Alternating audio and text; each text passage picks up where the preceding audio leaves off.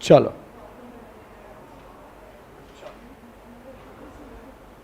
Audio video check guys in the live streaming.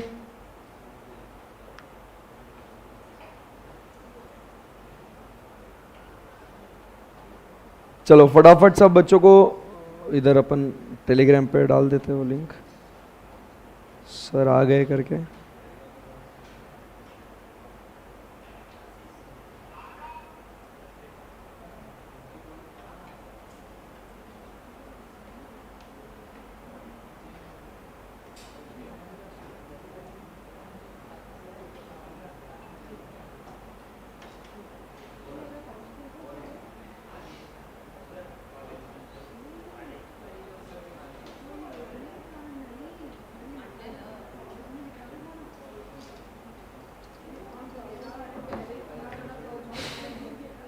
चलो let's start now everyone.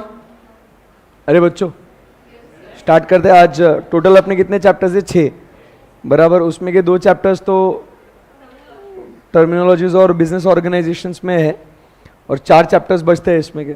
ठीक है, आज 2 चैप्टर्स हम लोग कंप्लीट करेंगे। रेडी? Yes sir, okay. चलो guys let's start. Hi guys, good morning. चलो सो दोस्तों we have completed with our business economics का रिवीजन एंड आई बिलीव कि आपको अच्छा खासा कॉन्फिडेंस होगा बिजनेस इकोनॉमिक्स के ऊपर। एंड आज हम लोग खास मिले हैं एक दूसरे 40 मार्क्स को कवर करने के लिए, जो है अपना business and commercial knowledge. Right? Yes sir. So आज का अपना टारगेट है कि अपने को 2 चैप्टर्स अपने को कवर करने हैं, chapter number 1 and chapter number 2। Okay, so let us first now talk about BCK and introduction. इसके बारे में बातचीत करेंगे। सो बीसीके एंड इंट्रोडक्शन की जब बात करते हैं तो हम लोग क्या कहते हैं कि जो ह्यूमन बींग्स है बराबर, तो जो इंसान है वो क्या करता है, वो अपनी जिंदगी भी जीता है और जिंदगी जीने के लिए पैसा भी कमाता है।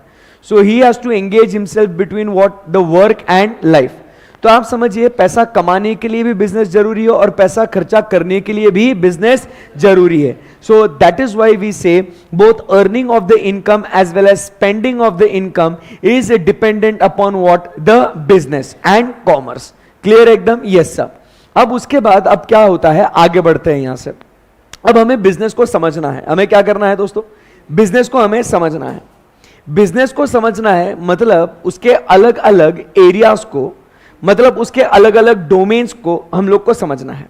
अब आप समझिए कि जब आप किसी भी बिजनेस के बारे में अंडरस्टैंडिंग लेने जा रहे हो बराबर, तो आप कौन सी बातें उन्हें पूछेंगे कि जिसके बेसिस पे आपको वो बिजनेस के बारे में अंडरस्टैंडिंग आएगा। सो उसी चीज को अपन क्या कहते हैं? डोमेन्स। डोमेन का मतलब होता है a sphere of knowledge.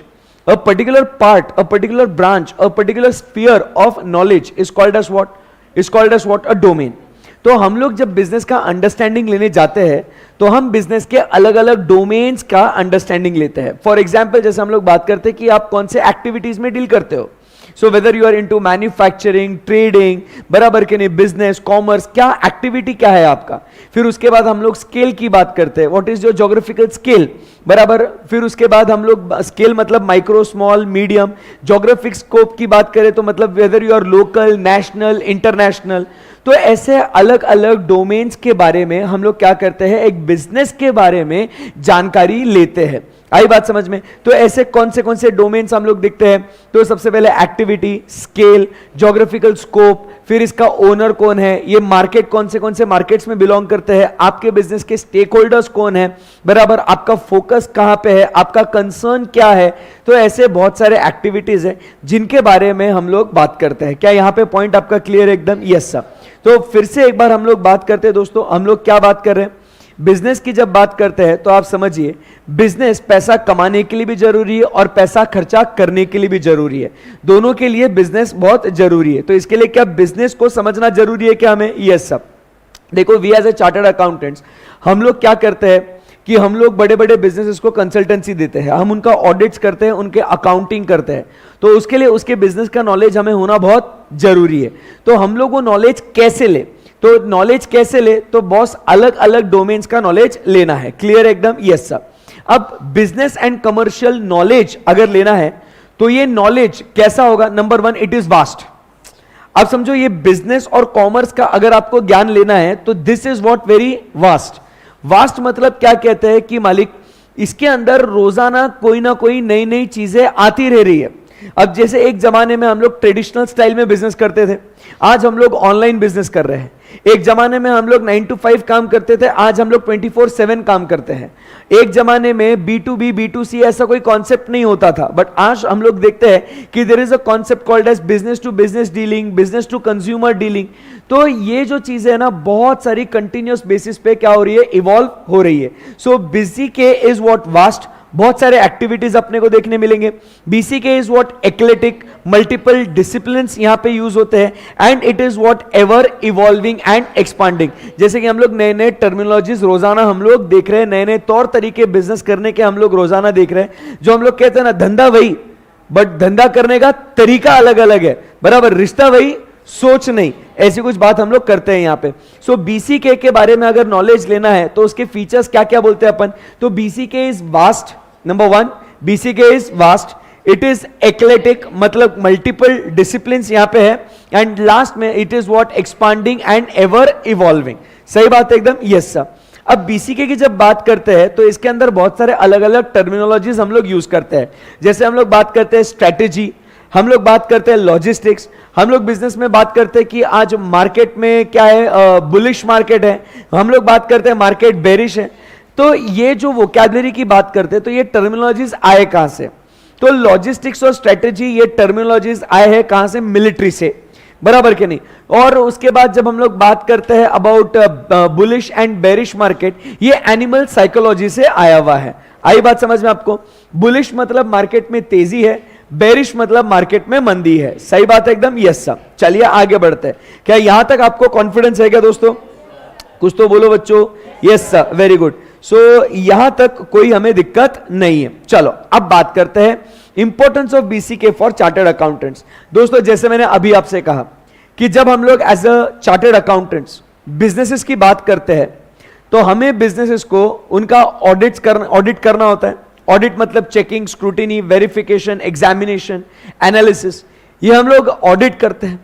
Audit करने के बाद हमें उन्हें कंसल्टेंसीज भी देनी होती है कि ऐसे करो या वैसे करो, ये करो वो करो, या हम क्या करते हैं उनका अकाउंट राइटिंग करते हैं।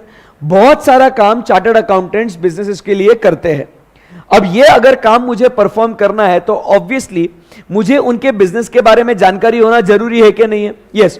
तो ये नॉलेज लेना मुझे जरूरी है, and that is what is importance of having business and commercial knowledge for me as a chartered accountant. Clear एकदम बात, यस सर। सो ये बातें हो गई। क्या यहां तक कोई क्वेरी है आपको, कॉन्फिडेंस है एकदम, यस सर। सो हमने क्या बोला यहां पे, इंसान काम करता है, काम करके पैसा कमाता है और वो पैसा खर्चा भी करता है। इन दोनों चीजें के लिए बिजनेस एक्टिविटीज जरूरी है। बिजनेस का अंडरस्टैंडिंग लेना है तो उसके अलग अलग डोमेन्स को हमने स्टडी करना है। जब हम लोग वो स्टडी करते हैं उसी का मतलब हम लोग ने क्या नॉलेज लिया, बिजनेस और कॉमर्स का हमने नॉलेज लिया। बिजनेस एंड कॉमर्स के नॉलेज की जब बात करते हैं तो उसके फीचर्स हम लोग क्या कहते हैं कि मालिक it is vast, it is what eclectic, multiple disciplines यहां पे यूज होते हैं, एंड लास्ट में it is expanding and ever evolving. Importance of BCK to chartered accountants क्या है कि हमें उनके बुक्स ऑफ अकाउंट्स का ऑडिट करना है, उनके ऊपर ट्रू एंड फेयर व्यू देना है। बहुत सारे लोग हैं हमारे काम के ऊपर डिपेंडेंट है, तो भाई अगर हमें कोई भी काम करना है तो बगैर बिजनेस के जानकारी लिए हम लोग वो काम कैसे एग्जीक्यूट कर सकते हैं, सर कर ही नहीं सकते। इसीलिए हमें BCK का नॉलेज लेना बहुत जरूरी है। All good, yes sir. अब बात करते हैं इंसान दो टाइप के एक्टिविटीज को परफॉर्म करता है, एक इकोनॉमिक एक्टिविटी और दूसरा है नॉन इकोनॉमिक एक्टिविटी। बेटे what is an economic activity, जो एक्टिविटी आपको पैसा कमा के दे उस एक्टिविटी को हम लोग नाम देते हैं एज व्हाट इकोनॉमिक एक्टिविटी। जो एक्टिविटी हम लोग मौज मस्ती बराबर के नहीं शौक से करते हैं, जिससे हमें कोई रिटर्न का कोई उम्मीद नहीं है, कोई पैसा नहीं कमाना उससे, तो उस एक्टिविटी को क्या कहेंगे, नॉन इकोनॉमिक एक्टिविटी। सही बात है एकदम।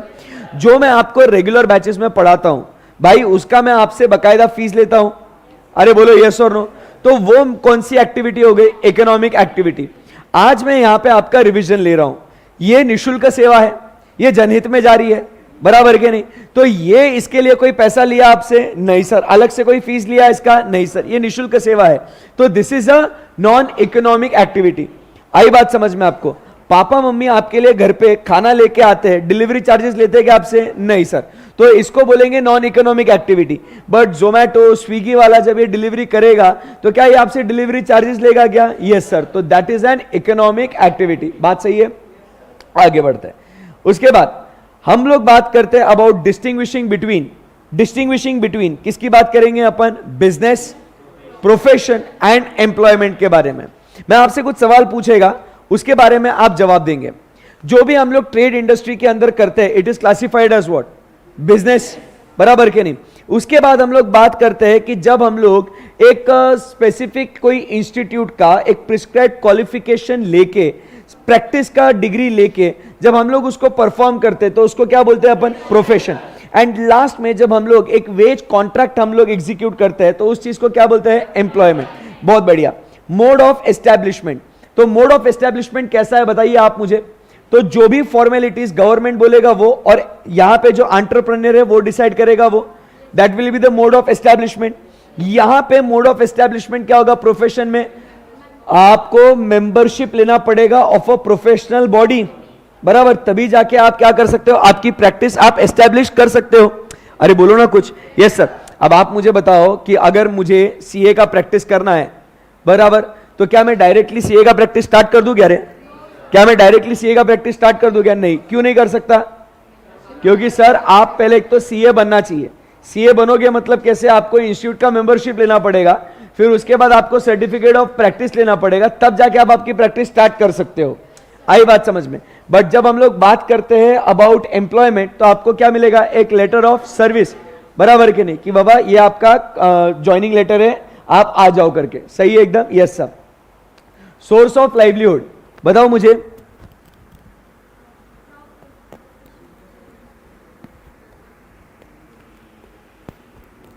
एक सेकेंड। हाँ जी, अब बताओ सोर्स ऑफ लाइवलीहुड। बिजनेस काहे करते हैं? प्रॉफिट के लिए। प्रोफेशन फीस के लिए। और employment salary. Okay, prescribed qualification business के लिए कुछ भी नहीं, बट प्रोफेशन के लिए यस, स्ट्रिक्टली रिक्वायर्ड। बट हम लोग जब जॉब करते हैं तो मिनिमम चाहिए, कम से कम बेसिक क्वालिफिकेशन तो चाहिए ना जॉब के लिए। एथिकल गाइडेंस, फाउंडर, अभी अगर अपना बिजनेस है तो अपने प्रिंसिपल्स वैल्यूज चलेंगे, बट अगर आप प्रोफेशन कर रहे हो तो प्रोफेशनल बॉडी के, और जब जॉब कर रहे हो तो एम्प्लॉयर के। सही बात है एकदम? Yes sir. उसके बाद इन्वेस्टमेंट, बिजनेस करना है तो इन्वेस्टमेंट कम ज्यादा? ज्यादा, बट प्रोफेशन में कम और जॉब में बिल्कुल भी नहीं। उसके बाद पर्सनल ऑटोनॉमी और फ्रीडम, बिजनेस में फुल फ्रीडम, प्रोफेशन में थोड़ा बहुत, बट जॉब में कुछ भी नहीं। पॉपुलर साइकोलॉजिकल मोटिव, आर्थिक उन्नति करना, इकोनॉमिक अचीवमेंट बिजनेस में। प्रोफेशन में क्या होता है? सोसाइटी को सर्विस देना है इसके लिए, और जॉब में क्या है भाई? अपना रोजी रोटी गुजारा होना चाहिए उसके हिसाब से। So economic achievement, service to the client and livelihood. Okay, उसके बाद सर्टेनिटी ऑफ इनकम, बिजनेस में बहुत कम है। बिजनेस में सर्टेनिटी ऑफ इनकम बहुत कम है, प्रोफेशन में है, जॉब में भी है। स्टेबिलिटी बिजनेस में है या नहीं है? नहीं है। प्रोफेशन में है, जॉब में है, जॉब में भी है ना, बराबर। ट्रांसफर ऑफ इंटरेस्ट और सक्सेशन, क्या बिजनेस ट्रांसफर कर सकते हैं क्या बीवी बच्चों को? बोलो यस सर। प्रोफेशन, मैं सीए बन गया तो मैं जब तो मेरी बच्ची जो है उसको मैं मेरा मेंबरशिप सर्टिफिकेट दे देगा, प्रैक्टिस दे देगा, बेटा तू इसको आगे कंटिन्यू कर। यहां पे नेपोटिज्म नहीं चलता। सही है एकदम? Yes sir. आगे बढ़ते हैं। नेक्स्ट पॉइंट क्या कहता है? क्या जॉब में भी चलता है कि नेपोटिज्म? नो सर, खत्म हो गई बात। चलिए आगे बढ़ सकते हैं क्या? ओके, अब बात करते हैं सोल प्रोप्राइटरशिप के बारे में। एक चैप्टर इजी है ना? अब आपको समझ में आना, जब एक बार पहली बार पढ़ते थे आप तब बहुत डिफिकल्ट लगता था, अब जब पढ़ रहे तो ऐसा लग रहा है क्या है, कुछ भी नहीं है सर चैप्टर। सर आप जाओ घर पे, ऐसा बोलने का नहीं, ठीक है? चलो, तो सोल प्रोप्राइटरशिप की बात करते हैं। तो सोल प्रोप्राइटर मतलब कौन? अकेला व्यक्ति जो बिजनेस स्टार्ट कर रहा है उसको बोलेंगे अपन क्या? Sole proprietor. So this is the oldest and the easiest form of business. प्राचीन काल में भी जब किसी ने सोचा होगा कि चलो कोई धंधा करते हैं तो भाई अकेले ही शुरू किया होगा ना उसने, क्योंकि आसान है ना, किसी को पूछने की जरूरत नहीं, तू कर रहा है क्या, तू कर रहा है क्या, भाई इमीडिएटली खुद से स्टार्ट कर रहे हैं ना, बराबर। So it is what the easiest and the earliest form. आई बात समझ में? ये बिजनेस फॉर्म अप्रिशिएट होता है सब जगह। अब मैं इसके बारे में कुछ फीचर्स आपको बोलता हूं, आप सुनो। ये जो सोल प्रोप्राइटर है ये माना जाता है एज व्हाट, इकोनॉमिक हीरो, बराबर के नहीं। भारत देश में सबसे ज्यादा धंधा करने वाले कौन है? Sole proprietor. They are the major contributors for what, national income, GDP, exports. Collectively इनका हाथ बहुत ज्यादा है। इनके प्रोडक्ट्स को बोला जाता है एज व्हाट, लोकल। डेरोगेटरीली मतलब ऐसे उनको, मतलब ऐसे इज्जत नहीं है ऐसा दिखाया जाता है। इनके प्रोडक्ट्स को बोला जाता है एज व्हाट, लोकल। आई बात समझ में? अरे जैसे देखो ना, आप अगर कोई टी स्टॉल लगा हुआ है, कॉफी स्टॉल लगा हुआ है, वहां पे आप कॉफी पी रहे हो तो आप क्या बोलते हैं? लोकल कॉफी वाला है। बट यही आप स्टारबक्स में जाओगे तो आप बोलोगे अरे स्टारबक्स का कॉफी, पैसा वो लेगा 20 टाइम्स 50 टाइम्स पैसा लेगा। ये साला 10 रुपए में कॉफी देगा, वो उत्तीज कॉफी वो वहां पे 200 रुपए में देगा वो आपको। स्टारबक्स की 200, यहां पे 10 रुपए। बट आप क्या बोल रहे हैं? ये 10 रुपए क्यों है? Because it is local. But भाई कॉफी तो कॉफी है ना। अरे सही बात है ना? Yes sir. So derogatorily these products are called as what, the local products. सही बात है एकदम। Yes sir. यहां पे एम्प्लॉय वेलफेयर वाला कोई कॉन्सेप्ट नहीं है। वो बोलता भाई मेरा गुजारा हो रहा है तो मैं हायर करेगा, मेरा गुजारा नहीं हो रहा तो मैं फायर करेगा। They follow policy called as what, hire and fire. जब जरूरत है तब हायर करेंगे, जब जरूरत नहीं तब टाटा बाय बाय, अच्छा चलता हूं, दुआओं में याद रखना। आई बात समझ में आपको? Yes sir. खत्म हो गई बात। ओके चलिए आगे बढ़ते हैं। इनका बिजनेस स्मॉल स्केल पे है या लार्ज स्केल पे है? स्मॉल स्केल पे। ये बहुत इजी है, ये सारा हो गया। ये क्या पर्सनलाइज सर्विसेज देते हैं क्या आपको? अरे बोलो, एक ट्रस्ट आता है क्या इनके ऊपर? मतलब जैसे अपना वो जो लोकल क्या बोलते हैं, मान लो पान वाला, जब अपन जाएंगे उसके पास, भैया एक पान लगा देना, आपको बोलने की जरूरत ही नहीं कि कौन सा पान चाहिए। शक्ल देख के हाँ अरे आपने रोज क्या करेगा, चल इसको मीठा पान दे दे, इसको मसाला पान दे दे, इसको मगई वाला पान दे दे, ये जाएगा इसको चॉकलेट पान दे दे। सही बात है ना एकदम? अरे बोलो यस और नो। तो शक्ल देख के वो भैया एक पान लगा, उसको पता है, तो वो एकदम पर्सनलाइज सर्विसेज है, बराबर। क्या उसके ऊपर भरोसा है क्या अपने को? Yes sir. खत्म हो गई बात। ओके इसके बिजनेस का सक्सेस या फेलियर किसके ऊपर डिपेंड करता है? उसके वेलबींग के ऊपर। अगर उसकी सेहत एकदम मस्त है तो वो धंधा कर सकता है। अगर वो बीमार हो गया तो शटर बंद करके उसको घर पे सोना पड़ेगा, तो धंधा नहीं होगा ना मालिक। तो उसके बिजनेस का ग्रोथ या फेलियर उसके सेहत के ऊपर डिपेंड करता है। क्लियर है एकदम बात? Yes sir. ओके अब बात करते हैं Hindu undivided family. Hindu undivided family is to be formed among the family members having common ancestry। अरे बोलो यस और नो। कॉमन एंसेस्ट्री चाहिए, फैमिली मेंबर्स चाहिए। अरे सर ये मेरे भाई जैसा है, बराबर के नहीं? जैसा है ना, है नहीं ना, कॉमन एंसेस्ट्री चाहिए। आई बात समझ में आपको? Yes sir. दूसरा, कितने जनरेशंस मिलके एक हिंदू अनडिवाइडेड फैमिली बना सकते हैं? 3 सक्सेसिव जनरेशंस। यही एमसीक्यू में फिर प्रॉब्लम हो जाएगा, 4 बोलने का नहीं, only 3।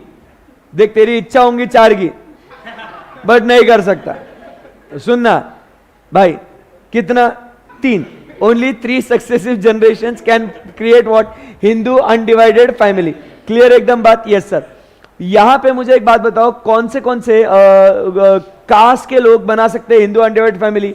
BJP. What is BJP? Bharatiya Janata party नहीं रहे। क्या बोल रहे हैं अपन यहाँ पे? बुद्धिस्ट, जैन, पारसी। फिर उसके बाद और क्या आता है? सिख। और बस बस बस बस। So BJP, Sikh. So Buddhist, Jain, Parsi and Sikh, ये लोग मिलके क्या बना सकते हैं? हिंदू अनडिवाइडेड फैमिली बना सकते हैं। ऑब्वियसली हिंदूज तो कर ही सकते हैं ना भाई, क्या कर रहा तू? ओके उसके बाद इस HUF का जो मेन जो होता है उसको क्या बोलते हैं? कर्ता। अरे जो मेन होता है ना उसको क्या बोलते हैं? कर्ता। और मुझे एक बात होता है, जो बाकी के लोग होते हैं उसको क्या बोलते हैं? को पार्टनर्स। जो हेड होता है ऑफ द HUF उसको बोलते हैं कर्ता, बाकी के जो प्लेयर है उसको क्या बोलते हैं अपन? को पार्टनर। इनकम टैक्स में क्या इसको एक सेपरेट दर्जा दिया हुआ है क्या? क्या इसका एक सेपरेट लीगल स्टेटस है इनकम टैक्स में? Yes sir. चलिए आगे बढ़ सकते हैं। अरे हो गया ना भाई, बराबर। इसका कानून कौन सा है? हिंदू 1956 नहीं बोलना दीदी, हिंदू सक्सेशन एक्ट 1956। सही एकदम? Yes sir. उसके बाद अपन बात करते हैं आपका फेवरेट रहे, पार्टनरशिप। अब तो पूरा कानून पढ़ लिया आपने, बराबर के नहीं? पार्टनरशिप में कितने लोगों का कम से कम होना बहुत जरूरी है? 2 या 2 से ज्यादा मिलके क्या बनाते हैं? Partnership. It is an agreement between 2 partners. आई बात समझ में? Which is enforceable by law. So आई बात समझ, तब जाके वो पार्टनरशिप डीड बनती है। अरे बोलो हाँ या ना? उस पार्टनरशिप डीड के अंदर क्या धंधे का नाम होता है? आप कितना नफा नुकसान शेयर करोगे वो होता है। कौन कितना कैपिटल लाएगा, कितना कैपिटल विड्रॉ कर सकता है, इंटरेस्ट मिलेगा नहीं मिलेगा, उनके पावर्स, राइट्स, ड्यूटीज, कौन बुक्स को एक्सेस कर सकता है, कौन नहीं कर सकता है, ये सब लिखा हुआ है उसके अंदर। अरे बोलो बच्चों यस सर। तो ये सारी चीजें पार्टनरशिप एक्ट में लिखी हुई है। पार्टनरशिप फर्म को रजिस्ट्रेशन करना महाराष्ट्र में कंपलसरी नहीं है। अरे बोलो भाई, महाराष्ट्र में कंपलसरी नहीं है, बट बाकी जगहों पे करना कंपलसरी है। ये आपने कहां पढ़ा है? ये सॉरी, महाराष्ट्र में कंपलसरी है, बाकी सब जगह नहीं है। वही चेक कर रहा था, आपको आता नहीं आता। तो महाराष्ट्र में कंपलसरी है, बाकी जगहों पे कंपलसरी नहीं है। ओके, ऑप्शनल है। चलिए आगे बढ़ सकते हैं क्या? इसका जो कानून है वो कानून कौन सा है? Partnership act 1932। ओके, एलएलपी की बात करते हैं। चलिए दोस्तों, लिमिटेड लाइबिलिटी पार्टनरशिप, ये हाइब्रिड कॉम्बिनेशन है। ये बोलो ना, hybrid combination of what? Partnership as well as a company. So क्या ये एक कॉर्पोरेट एंटिटी है? क्या इसका एक सेपरेट आइडेंटिटी है? क्या इसमें क्या बोलते हैं, लिमिटेड लाइबिलिटी है या अनलिमिटेड लाइबिलिटी है? लिमिटेड लाइबिलिटी है।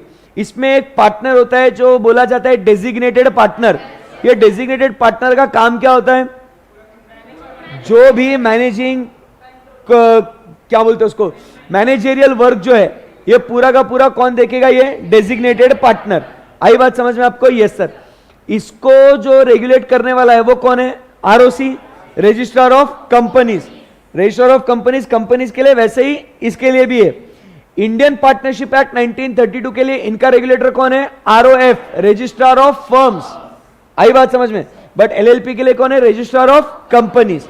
सही बात है, ये सेपरेट लीगल एंटिटी है, परपेचुअल सक्सेशन है, हाइब्रिड फॉर्म ऑफ एंटिटी है। सही है एकदम। क्या इसको क्या बोलते हैं? कंपल्सरी रजिस्ट्रेशन है इसको महाराष्ट्र में, rest of Maharashtra, other than Maharashtra, पूरा इंडिया, जम्मू कश्मीर। फिर ओके, कंपनी। कंपनी भाई पूरा पढ़ लिया ना कंपनी के बारे में? Company is what? An artificial judicial person in the eyes of law, having a separate legal status, बराबर के नहीं, हैविंग अ कॉमन सील, बराबर। फिर उसके बाद इसका एक यूनिक आइडेंटिफिकेशन नंबर होता है, इसको बोलते हैं अपन CIN, कॉर्पोरेट आइडेंटिफिकेशन नंबर। सही बात है एकदम, यस सर। मुझे बताओ, कंपनी का भी लाइबिलिटी लिमिटेड अनलिमिटेड? अरे बोलो भाई, लिमिटेड। ओके, उसके बाद मुझे एक बात बताओ, जब कंपनी की बात करते हैं तो तरह तरह के कंपनीज होते हैं। लिस्टेड कंपनी, लिस्टेड कंपनी क्या होता है? स्टॉक मार्केट पे लिस्टेड है। अनलिस्टेड मतलब जो स्टॉक मार्केट पे लिस्टेड नहीं है। पब्लिक प्राइवेट, जो पब्लिक से पैसा लेता है, जो अकेले में लेता है। अरे छिछोरो, जो मतलब प्राइवेट प्लेसमेंट होता ना उनका, है ना, तो उसको क्या बोलते हैं अपन? Private company. सही बात है ना एकदम, यस सर। फिर उसके बाद एक अकेला व्यक्ति भी कंपनी बना सकता है, छोटी कंपनी भी बन सकती है, ऐसी कंपनी भी बन सकती है जिसमें कुछ काम भी नहीं है, डोरमेंट कंपनी। सही बात है, जॉइंट स्टॉक कंपनी है, सेक्शन 8 कंपनी है, नॉन प्रॉफिट कंपनीज। तो ऐसे तरह तरह के कंपनीज है। सही बात है एकदम, यस सर। ओके, फिर इनका जो चार्टर गवर्निंग द ऑर्गेनाइजेशन वो क्या है? MOA, और rules governing the organisation AOA। सही है एकदम, yes sir, MOA AOA। Okay, तो इनका जब ये शेयर्स इशू करते हैं तो उस समय पे इन्हें क्या देना पड़ता है? प्रोस्पेक्टस। अरे बोलो यस और नो। इनको क्या सेबी को क्वार्टरली फाइलिंग्स करना पड़ता है? अरे बोलो ना बच्चों, सेबी का फुल फॉर्म क्या है? अबे नालायक, सेबी का फुल फॉर्म नहीं मालूम तेरे को? क्या आदमी है ये? Securities exchange board of India. सही है, ओके, खत्म हो गया। क्या खत्म हुआ? चैप्टर नंबर 1 इजी था क्या? खामा का आप लोग डरते BC के इज वास्ट। क्या इजी है? चल, सब इजी है रे एकदम, पढ़ाया बहुत भारी है तुमको। चलो, क्या यहां से आगे बढ़ सकते हैं क्या? So guys, in the live streaming chapter number 1 पे कॉन्फिडेंस होगा, तो let's move ahead and talk about chapter number 2, जो बात करता है अबाउट व्हाट? Business environment. किसकी बात करता है ये? बिजनेस एनवायरमेंट की बात करता है। क्या हुआ? तो तू नो सर चिल्ला। तो चिल्लाने देना। तो उधर दो रहा तेरे को, साइड में बैठ। सर ओके, चलो चलो आज के लिए आखिरी चैप्टर फिर अपना, ज्यादा नहीं रिवाइज करने का, थोड़ा थोड़ा एकदम, आई बात समझ में, एकदम थोड़ा थोड़ा। बिजनेस एनवायरनमेंट की बात करते हैं ना। What is business environment? आप समझो एकदम बात को। बिजनेस एनवायरनमेंट की जब बात करते हैं तो अभी हमने फर्स्ट चैप्टर में किसका नॉलेज लिया? बिजनेस का।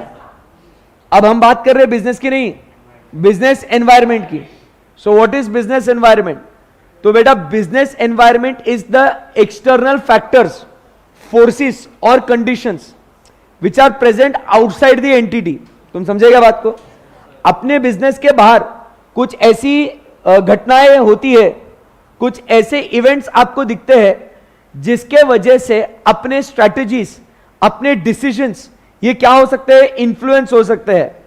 तो ये जो एक्सटर्नल फोर्सेस, फैक्टर्स और कंडीशंस है, उन्हीं फोर्सेस, फैक्टर्स या कंडीशंस को बोला जाता है एज व्हाट? एनवायरनमेंट। इसको क्या बोलते हैं? As environment. क्लियर है एकदम बात? Yes sir. चलिए आगे बढ़ते हैं। क्या बिजनेस एनवायरनमेंट अपने बिजनेस को इन्फ्लुएंस करता है? क्या कभी कभी हम बिजनेस एनवायरनमेंट को भी इन्फ्लुएंस कर सकते हैं? Yes sir. आगे, characteristics of business environment, it is what? Complex.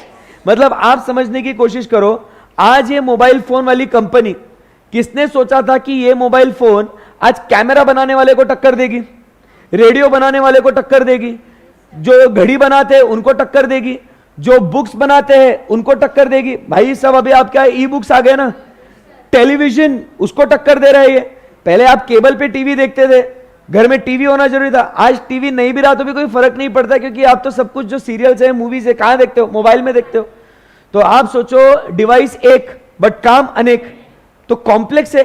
Businessman को समझ में नहीं आ रहा कि ये प्रोडक्ट अपने को किस तरीके से इंपैक्ट करेगा। समझे बात को? तो it is what? Much complex. Environment आपको कैसा इंपैक्ट करेगा? It is what? Much complex. Number 2, it is what? Dynamic. क्या सोचा था और क्या होगा ये कब भरोसा नहीं है। अब भाई पहले के जमाने में जो सिंगर्स थे वो गाना गाते थे और वो बोलते थे कि अपना सीडी बिकेगा, अपने कैसेट बिकेंगे और फिर अपने को पैसा मिलेगा, मेरी इतनी कैसेट बिकती है। एक जमाने में एक सिंगर सक्सेसफुल है या फ्लॉप है, वो डिसाइड होता था कि उसके कितने वो रिकॉर्ड्स बिक रहे हैं, कितने कैसेट, कितने सीडीज बिक रहे हैं। आज कौन सा कैसेट, कौन सा सीडी, अरे सर क्या, कुछ भी नहीं।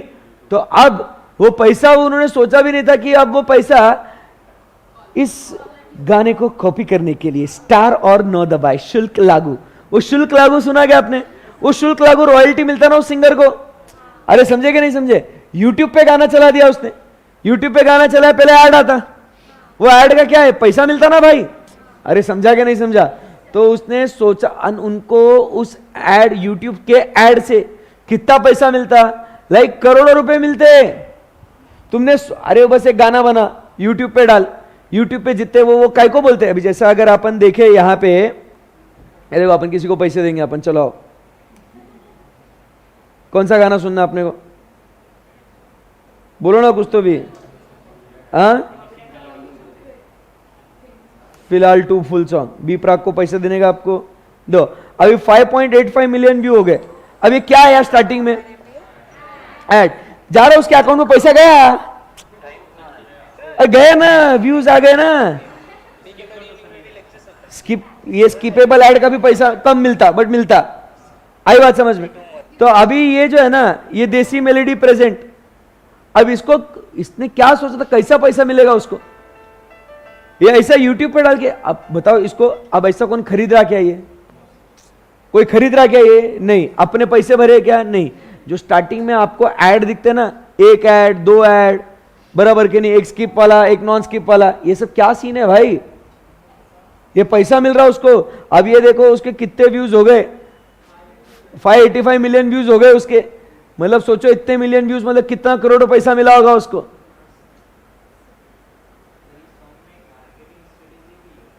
वो अलग रे, वो अलग, वो स्पॉन्सर वॉन्सर लेते वो अलग, वो जाने दे रहे, वो बहुत छोटी चीज है, वो स्पॉन्सर कॉमन है। बट ये क्या है? ये ऐसी चीज किसी ने सोचा भी नहीं होगा, बट इससे पैसा मिल रहा है, ऐसा है। तो इसको क्या बोल रहे हैं बच्चों अपन? अरे बोलो भाई, इट इज डायनामिक। कि मतलब आप कभी सोचे नहीं थे कि यूट्यूब से पैसा मिलेगा, कभी आप सोचे नहीं थे कि आपको डायलेटोन से पैसा मिलेगा। एक जमाने में क्या था, समझे ना, सीडी। हाँ, इट इज मल्टीफेसेटेड, प्रोडक्ट एक हिच, बट उसके तरीके अलग अलग। मतलब जैसे एलईडी एलसीडी टीवी, समझे बात को, मतलब कस्टमर को किस तरीके से अट्रैक्ट करने का, तुम समझे बात को। इसके लिए बस अलग अलग नए नए तरीके के प्रोडक्ट्स लेके आओ। पहले क्या अपना टीवी मोटे होते थे, फिर पतले कर दिए, फिर एलईडी एलसीडी कर्व टीवी, बराबर के नहीं। अब जैसे पहले ये क्या था, ऐसा सादा फोन अपना ये, बट आज के जमाने में कैसा फोन है, ऐसा ये फोन, बट इसको क्या हो गया, ऐसा फोल्ड का ऐसा बड़ा हो गया फोन, वाह, मतलब टैबलेट जैसा फोन हो गया। तुम समझ रहे बात को। अब फोन ही छे, बट अब लोगों को अगर बोलने का है कि तू खरीद इस फोन को, तो कैसा बेचेगा वो, ले खोल के दिया फोन तेरे को, समझा क्या बात को। तो भाई इट इज मल्टीफेसेटेड। तो ऐसे अलग अलग तरीके से आपके सामने क्या करे जाएंगे, वो प्रोडक्ट्स आपको लेके आए जाएंगे। एंड लास्ट पॉइंट क्या कहता है, it has got what, far reaching impact. अरे बोलो ना, लास्ट पॉइंट क्या कहता है, it has got what, far reaching impact. Far reaching impact का मतलब क्या बोल रहे हैं अपन यहाँ पे, कि ये लोग बहुत दूर का सोचते हैं बिजनेसमैन। जैसे आदित्य बिरला पहले किस में था, सीमेंट में था, बिरला सीमेंट, फिर वो किस में आया, कपड़े में आया, फिर उसके बाद ये आइडिया कंपनी किसका है, बिरला ग्रुप का है। तो वो अलग अलग सेक्टर्स में क्या करते हैं, उसको डाइवर्सिफाई करते जाते हैं। आई बात समझ में आपको, बोलो हाँ या ना, यस सर। चलिए आगे बढ़ सकते हैं यहां से। अरे बोलो ना भाई, बिजनेस एनवायरनमेंट को समझना क्यों जरूरी है, क्योंकि ये आपको नई नई आपके सामने जो अपॉर्चुनिटीज आ रही है, जो आपके सामने जो अपॉर्चुनिटीज है वो आपके सामने प्रकट करेगी। अब समझो ना, मैं अगर एनवायरनमेंट को स्कैन करेगा, मैं एनवायरनमेंट को देखेगा क्या हो रहा है बाहर, बिजनेस के बाहर क्या हो रहा है, मुझे क्या पता चलेगा इससे, अपॉर्चुनिटीज ना, कि मार्केट में कहां स्कोप है, मैं क्या कर सकता हूं जिससे मेरे बिजनेस को फायदा हो सकता है। I can grab that opportunity. और अगर मुझे दिख रहा है कि भाई मार्केट में नया कॉम्पिटिटर आ रहा है, बराबर, तो मेरे लिए थ्रेट है, तो मैं उसको एलिमिनेट कैसे करूं, मैं अपने आप को कैसे इंप्रूव करूं, तो वो भी डिसीजन ले सकता हूं ना मैं। अरे बोलो यस और no. So it determines what, opportunities and threats. Number 2, give direction for growth.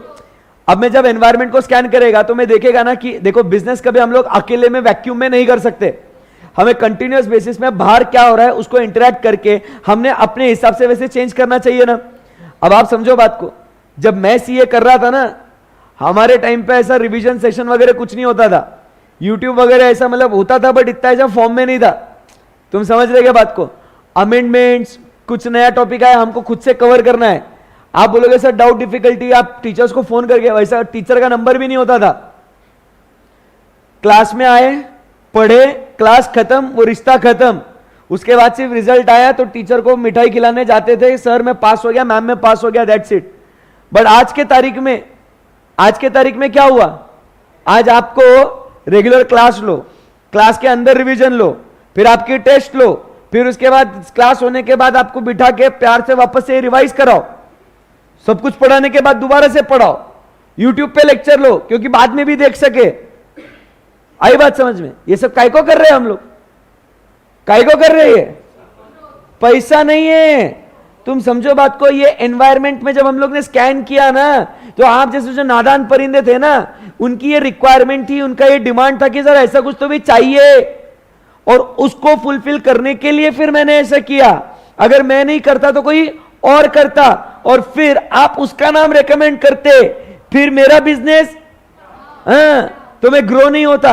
So now when I scan the environment, it gives me a direction for growth कि भाई ऐसा ऐसा करो तो तरक्की होगी। अगर आप एनवायरनमेंट को इज्जत नहीं दोगे तो कस्टमर आपको इज्जत नहीं देगा। समझा क्या बात को। ऐसी बात है, कंटिन्यूअस लर्निंग भाई, हमेशा नई नई चीजें कुछ आती रहती है तो सीखते जाओ। इमेज बिल्डिंग, अब देखो एक कॉर्पोरेट इमेज बिल्ड होगा कि नहीं। अब देखो, जब अब ये सब तो ठीक है कर रहा हूं out of love and affection, but एक ऐसा बोलोगे ना कम से कम, हमारे हर्षद सर, मतलब यार सर ने क्लास होने के बाद भी इतना रिवाइज कराया, इतना पढ़ाया, बराबर के नहीं, उसके ऐसे कॉन्फिडेंस बूस्ट हुआ, तो एक इमेज बिल्ड होगी ना, कितना अच्छा हुआ मैं ऐसे। बट ये ले रहा हूं तो आप बोलोगे अरे सर कितने अच्छे हैं यार, मतलब क्या आदमी है। अरे बोलो ऐसा है कि नहीं। अब कुछ बच्चे जो है, अब जैसे इधर यूट्यूब पे देख रहे, कुछ बच्चों ने क्लास नहीं करी हुई because they can not afford the regular classes, वो खुद पढ़ते हैं और फिर उसके बाद थोड़ा बहुत कुछ एक्सप्लेनेशन के लिए वो रिवीजन देख लिया, वो भी देख लिया तो कैसा दुआएं देगा, मतलब अरे क्या यार सर तुम मतलब बहुत अच्छा काम कर रहे हो। बराबर के नहीं, तो एक इमेज बिल्ड होगा कि नहीं होगा। सो इसीलिए आपने एनवायरनमेंट को हमेशा क्या करना चाहिए, स्कैन करना चाहिए, देखना चाहिए उसकी क्या रिक्वायरमेंट्स है, उसके हिसाब से काम करोगे तो आपको दिखेगा क्या होगा। अरे बोलो बच्चों, क्या होगा, आपकी एक इमेज भी बिल्ड होगी। ओके, एंड लास्ट में मीटिंग कंपटीशन, ऑब्वियस सी बात है। अरे बोलो यस और नो, यस सर, सही है। चलिए अब उसके बाद ये रिश्ता क्या कहलाता है, ऑर्गेनाइजेशन और एनवायरनमेंट के बीच में। आइए इस रिश्ते को स्टडी करते हैं। सबसे पहले एक्सचेंज ऑफ इंफॉर्मेशन। अरे क्या एनवायरनमेंट मुझे कुछ इंफॉर्मेशन देगा कि अर्षद सर ऐसा करो वैसा करो। अब ये देखो लाइव स्ट्रीमिंग में कमेंट्स कर रहे, ऐसा है वैसा है, ये है वो है, तो क्या हुआ, इसके बेसिस पे मुझे क्या होगा, इंफॉर्मेशन मिलेगा ना। उसके बाद में क्या कर सकता हूं, उन्हें जो चाहिए वो चीजें प्रोवाइड कर सकता हूं। एक्सचेंज ऑफ रिसोर्सेस, दो रिसोर्सेस, इनपुट आउटपुट। इनपुट लेने का, उसके ऊपर काम करने का, और फिर आउटपुट उन्हीं को चिपकाने का। इनपुट 5 तरीके के, 5M। व्हाट इज पंचम, 5M, मेन, पहले तो मनी, मनी के बाद मेन, फिर मटेरियल और मशीन, फिर उसको काम करने का अपना मेथड।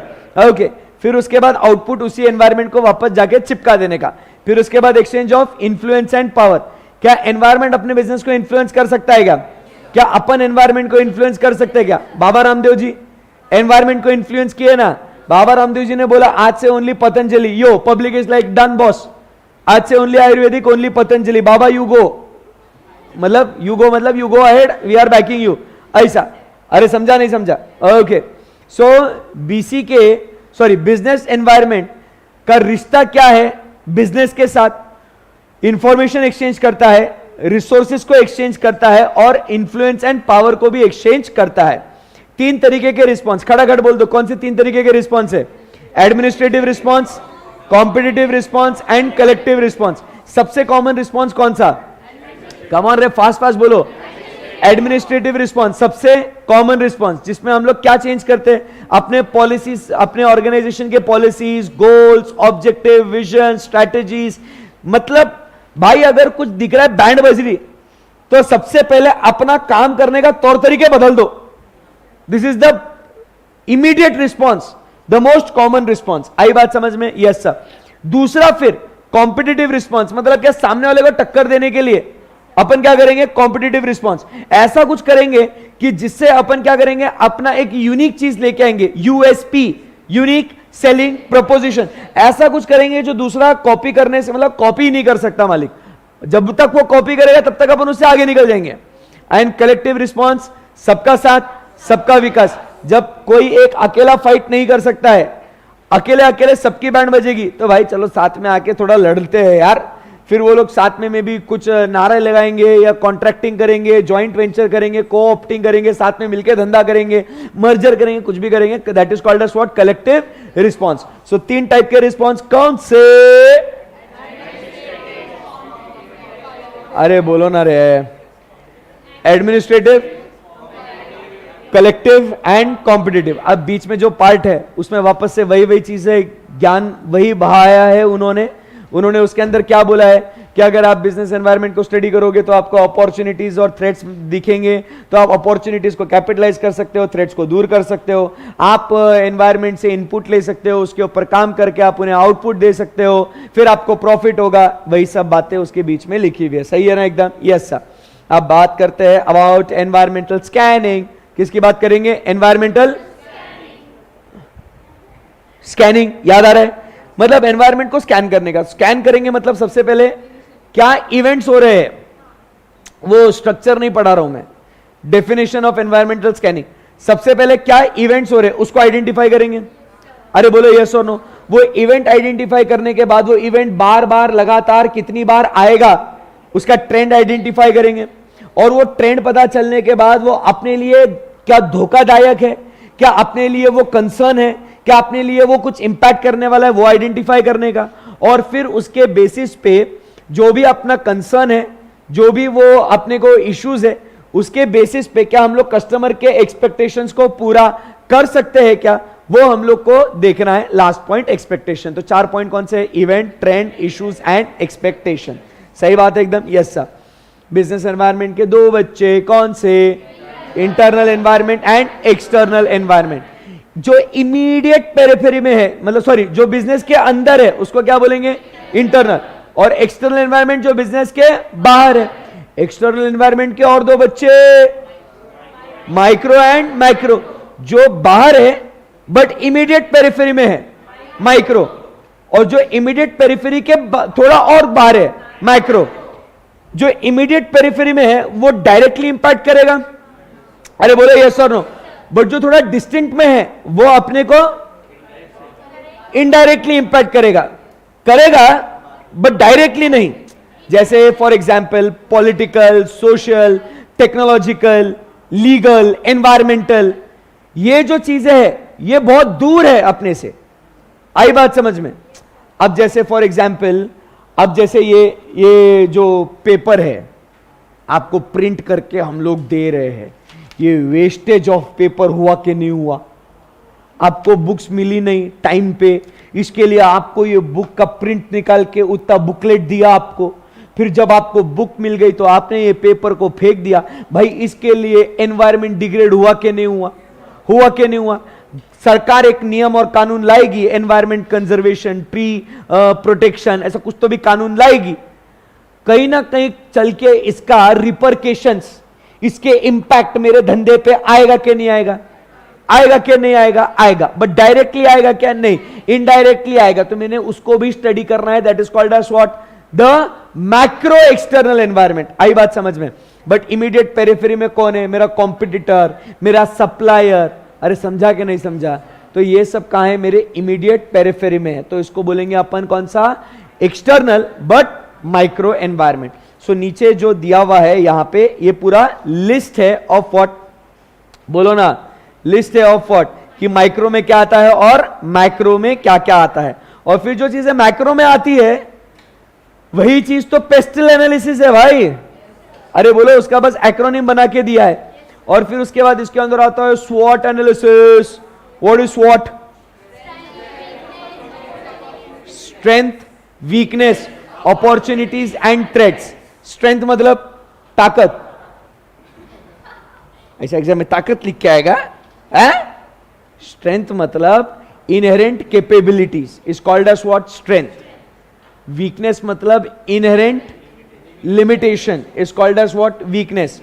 अपॉर्चुनिटी मतलब कुछ एक्सटर्नल फोर्सेस के वजह से which is in our advantage, is called as what? An opportunity. And किसी एक्सटर्नल चीज के वजह से it turns out to be disadvantage for us, is called as what? A threat. सही है? तो strength, weakness, opportunity, threat is called as what? The स्वॉट। सही है एकदम? यस सर, दैट्स इट, खत्म हो गया चैप्टर। लास्ट में उसमें वो 3 टाइप के और रिस्पॉन्स है। वो कौन सा है? Least resistance, proceed with caution and dynamic response. Least resistance मतलब क्या बोलते हैं भाई? जो कंपटीशन है सिर्फ उसको मैच करने का है, उतना ही चेंज करने का, बाकी कुछ अपने को मुहमाया नहीं है। मतलब यहां पे इनका जो काम है, ऑब्जेक्टिव है, is only what? Survival. That is least resistance. BSNL, Airtel बोलता है मैं नया प्रोडक्ट ला रहा है, अच्छा लेके आ, ठीक है मैं वैसा लेके आता, रुक जा। मैच करने का बस एनवायरमेंट को, इसको बोलते हैं least resistance. Second, proceed with caution, मतलब सोच समझ के पूरा एनालिसिस करके नए नए प्रोडक्ट्स को लेके आना। और डायनामिक मतलब क्या है? और हायर लेवल की और नेक्स्ट लेवल पे काम करना। सो ऐसे 3 है, कौन से? Least, proceed with caution and dynamic. Done है? Yes sir. इसी के साथ we complete with what? Chapter number 2। Easy है? Yes sir. कल मिलेंगे और कल अपना चैप्टर नंबर 4 और चैप्टर नंबर 5 हुआ तो सिर्फ चैप्टर नंबर 4 रिवाइज करेंगे, चैप्टर नंबर 5 परसों करेंगे। आई बात समझ में आपको? अरे बोलो कुछ। एक एक दिन उस चैप्टर को हम लोग देख के खत्म कर देंगे, वो भी चैप्टर्स बहुत इजी है। सो फर्स्ट 2 चैप्टर्स में अच्छा खासा कॉन्फिडेंस है आपको? बोलो यस सर, परफेक्ट है। इसका एमसीक्यूज आज जाके सॉल्व करना है। इसका पहले आईसीआई मॉड्यूल के सॉल्व करना, फिर उसके बाद बाकी जो रेफरेंस बुक्स है आपके उसमें से सॉल्व करना। Right? Yes sir. Thank you very much, have a great day, bye bye. Bye तो बोलो।